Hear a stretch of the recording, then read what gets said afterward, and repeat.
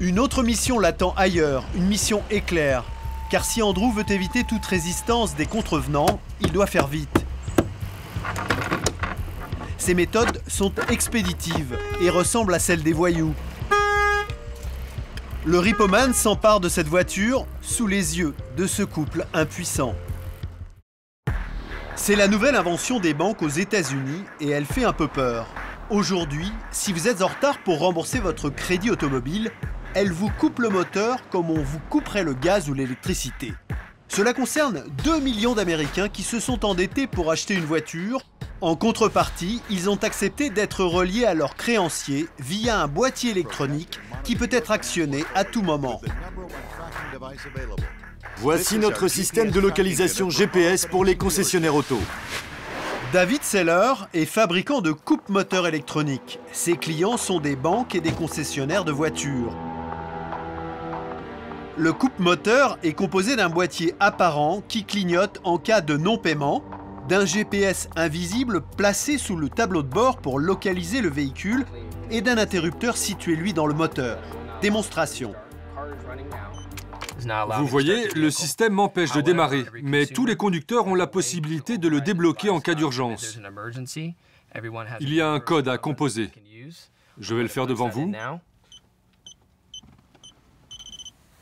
Les chiffres 2 et 4 clignotent, ce qui signifie que vous avez encore 24 heures pour utiliser la voiture. Et là, ça démarre. 24 heures pour régler la facture. Sinon, la voiture est bloquée, puis c'est la saisie. En fait, vous avez 3 jours avant que le boîtier ne neutralise la voiture. Le dernier jour, le conducteur entend ce signal sonore toutes les 5 secondes pendant qu'il conduit. Depuis la crise de 2008, la commercialisation des boîtiers électroniques s'est développée aux États-Unis. Des problèmes d'atteinte à la vie privée sont apparus. On a signalé plusieurs cas très inquiétants de voitures qui ont été immobilisées en pleine circulation.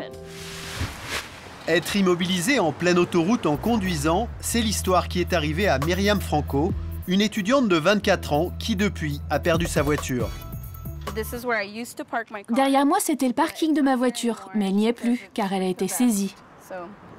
Pour Myriam Franco, aux revenus modestes, accepter un coupe-moteur électronique, c'était la seule solution pour obtenir un crédit auto, mais cela aurait pu lui coûter cher, à elle et à son enfant. Je conduisais et soudain j'ai entendu une alarme sonore. Alors je me suis rangée sur le côté de la route. J'ai dû couper le moteur tout de suite, sinon je serais restée bloquée au milieu de l'autoroute. Êtes-vous en colère contre eux? Je suis vraiment triste qu'ils fassent ça aux gens. Ils profitent de leur vulnérabilité, sachant que la situation économique est difficile ici à San Diego. Myriam nous conduit chez le vendeur de voitures dont elle a été victime. Voilà, c'est ici que j'ai acheté la voiture. Cette Dodge, année 2010. C'est exactement le modèle que j'avais. Myriam Franco affirme n'avoir jamais failli à ses remboursements. Mais ici, un simple retard de paiement et on vient saisir votre voiture. Le spécialiste à Los Angeles, c'est Andrew, surnommé le Repo-Man, l'équivalent de la fourrière des banques. Son arme fatale, un pick-up équipé de 4 caméras infrarouges. Ces caméras sont faites pour la circulation. Elles enregistrent toutes les plaques d'immatriculation. Des caméras qui lui permettent d'identifier tous les mauvais payeurs grâce au fameux coupe-moteur qui émet également un signal GPS. Elles prennent une photo de la voiture, donnent sa localisation GPS, la date et le lieu où se trouve la voiture. Aujourd'hui, une banque a demandé à Andrew de retrouver la voiture que l'on voit sur son écran, garée sur ce parking. Tu as ramené la voiture? Non, je suis sur place, mais je ne l'ai pas trouvée. Cette fois, l'enquête d'Andrew ne donne rien. Une autre mission l'attend ailleurs, une mission éclair. Car si Andrew veut éviter toute résistance des contrevenants, il doit faire vite. Ses méthodes sont expéditives et ressemblent à celles des voyous. Le Repo-Man s'empare de cette voiture sous les yeux de ce couple impuissant. À quelques kilomètres de là, Andrew a rendez-vous avec 2 automobilistes pour leur rendre leur voiture saisie la veille. à condition qu'ils payent leur crédit. Pas toujours simple. Ils disent qu'on leur a volé leur stéréo. Andrew retrouve un de ses collègues qui lui résume la situation. On n'a rien pris dans votre voiture. On n'a touché à rien. L'homme venu récupérer son 4x4 a appelé la police. Il accuse Andrew d'avoir volé des affaires dans sa voiture, mais Andrew est habitué à ce genre de conflit. Comme j'ai saisi sa voiture, le gars se dit qu'il peut se faire de l'argent en m'accusant d'avoir fait n'importe quoi. Pour être remboursé par l'assurance. Ouais, c'est ça. Le litige se réglera probablement devant les tribunaux. L'autre personne qui vient récupérer sa voiture est cette femme en colère. Elle reproche à Andrew d'avoir saisi sa voiture dans l'enceinte même d'une école. Signez ici. Et pourquoi vous allez dans les écoles? On va partout, dans les églises, les écoles, les maisons. On fait pas de jaloux. Et voilà, de la petite monnaie. La femme repart finalement avec sa voiture, mais elle ne peut pas y échapper. Elle doit d'abord régler sa dernière mensualité, 1300 $.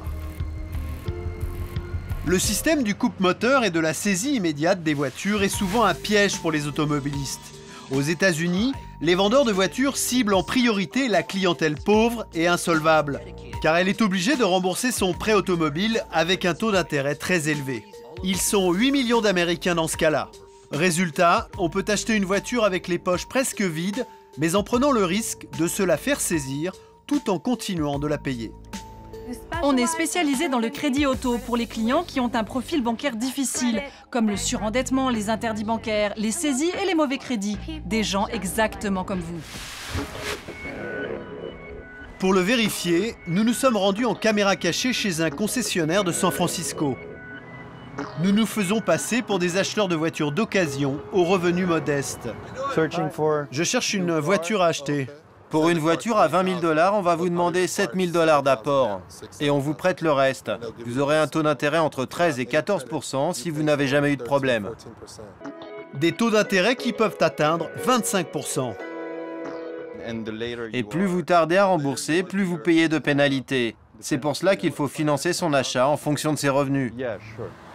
Plus le taux d'intérêt est élevé, plus la marge du vendeur est importante. Du coup, les concessionnaires sont prêts à tout pour vendre des voitures.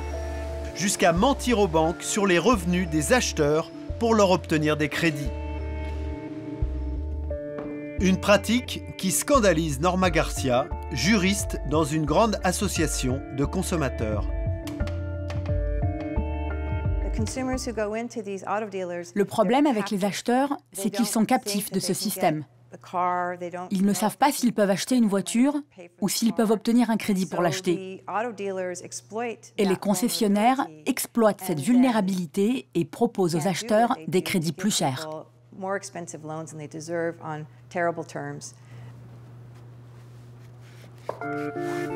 En 2013, la part des emprunts à risque dans le secteur des voitures d'occasion a grimpé jusqu'à 27 % du marché. Le volume est tel que les spécialistes mettent en garde contre une bulle spéculative, à l'image de celle des subprimes de 2008, liée au crédit immobilier.